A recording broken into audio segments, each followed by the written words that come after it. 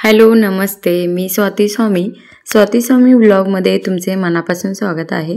तर गणपतीनंतरचा हा म्हणजे पूर्ण असा गॅप ठेवूनचा व्हिडिओ आहे, कारण दिवाळीत मी खूप व्हिडिओ केलते आणि मध्येच माझा मोबाईल पण खराब झाला, त्यामुळे मला पाहिजे तसे व्हिडिओ टाकता आले नाही यूट्यूबवरती।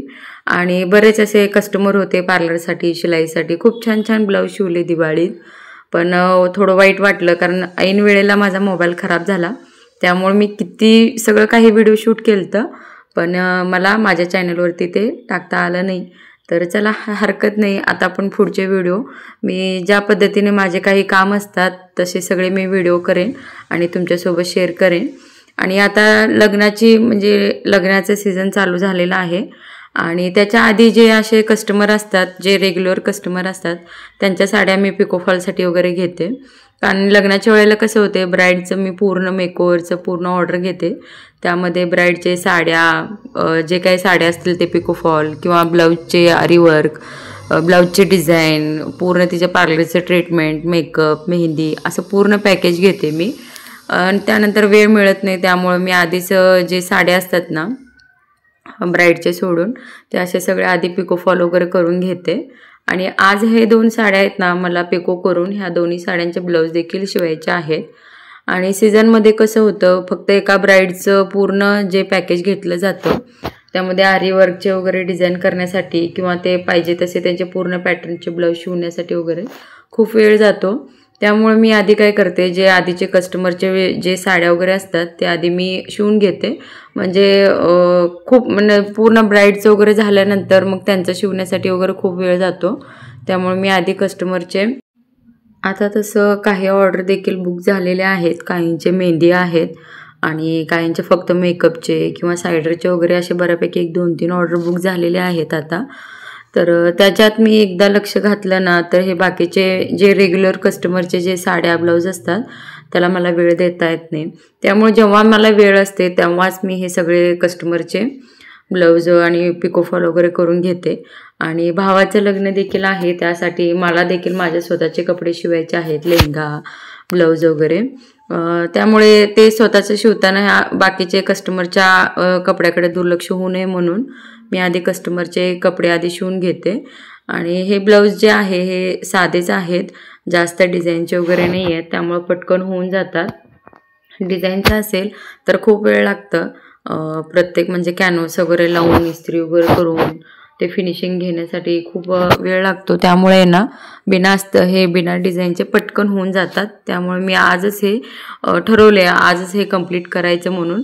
तर बघूया आज हे दोन्ही ब्लाऊज शिवून होतात की नाही, झाले तर खरंच खूप चांगलं आहे, कारण मला आणि उद्या गावी जायचं आहे भावाच्या लग्नाचं जातीपूजन असल्यामुळे। तर आता मी हे साडी कट करून घेतलेलं आहे, ब्लाऊज पीस काढून घेतलेला आहे। आणि पिको म्हणजे मी पिकोचं मशीन वापरत नाही, जे माझं शिलाई मशीन आहे त्याच्यातूनच मी बारीक शिलाई मारून घेते। आणि कस्टमरना मी तसं सांगते देखील, पिको फॉल नाही आहे, पिको फॉलचं मशीन नाही आहे, साध्या मशीनवरतीच मी पिको फॉल करून देते। आणि ह्याचं देखील फिनिशिंग खूप छान येतं। साडी तेवढी म्हणजे तिरकी असू नये, तिरकी असेल तर व्यवस्थित कट करून घ्या, जरा जरी तिरकी कट केला तर ते पूर्ण पीळ बसतं आणि व्यवस्थित शिलाई बसत नाही। आणि प्रॉपर फिनिशिंग घेण्यासाठी साडी व्यवस्थित एक लाईनमध्ये कट करून घेतलं पाहिजे। आणि घेतल्यानंतर एकदम बारीक असं दुमडून घ्यायचं, दुमडून घेऊन शिलाई मारायचं। आणि ऐन वेळेला आज माझं मशीनचं मोटर बंद पडलं आणि मला पायानं शिवावं लागत होतं, बघूया उद्या जाऊन मी ते रिपेरी देखील करून आणेन। तर अशा पद्धतीने मी हे व्यवस्थित पटपट असं बारीक शिवून घेते। शिलाई मशीननं जे आपण टीप मारतो ना साईडून, तर पिकोसारखंच फिनिशिंग येतं, फक्त पिकोचं काय होतं, जिगजॅग पद्धतीनं शिलाई पडते आणि साध्या मशीनचं कसं एक लाईनमध्ये पडते। तर एका साईडला पदरच्या साईडला जर का गोंडे असतील आणि एका साईडला तुम्हाला शिलाई मारायचं असेल, तर तुम्ही साध्या मशीननं मारला तर खूप छान म्हणजे व्यवस्थित दिसतं, असं पिकोच पाहिजे असं काही नाही आहे। आणि जेव्हा आपण खाली फॉल लावतो तेव्हा देखील पिकोला जिगजॅग येतं आणि साध्या मशीननं कसं सरळ स्ट्रेट अशी लाईन येते, ते देखील खूप छान दिसतं, फिनिशिंग मस्त दिसतं, असं काही नाही पिको फॉलच पाहिजे वगैरे असं।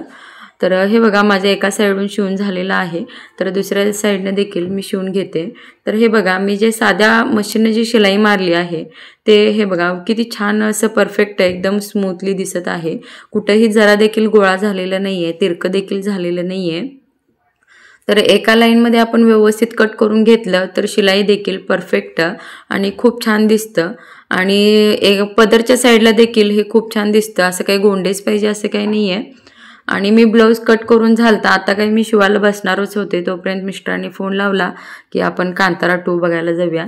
तर आता असं म्हटल्यानंतर मी नाही कसं म्हणणार. तर मी पटकन असं थोड्याच वेळात आवरले आणि जास्त काय आवरत बसलं नाही, काय म्हणजे मूवीलाच जायचं होतं म्हणून. तर मी आवरून घेतलं, ब्लाऊज ठेवलं साईडला. तर आम्ही एवढं फास्ट गडबडीत आवरून गेलो तर बघतो तर काय अजून लोक येत होते, म्हणजे एवढी काही गर्दी नव्हती कारण मूवी येऊन खूपच बरेच दिवस झालते. तर हे बघा कांतारा 2 हे खूपच छान मूवी आहे, खूप मस्त आहे.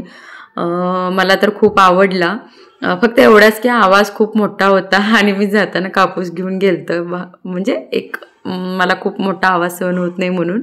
पण स्टोरी वगैरे खूप छान होतं, जे पोशाख म्हणा स्टोरी खूप मस्त आवडलं मला कांतारा 2. तर तुम्ही देखील तुम्हाला वेळ मिळाला तर कांतारा 2 मूवी नक्की पहा. तर चला, ओके, धन्यवाद, बाय.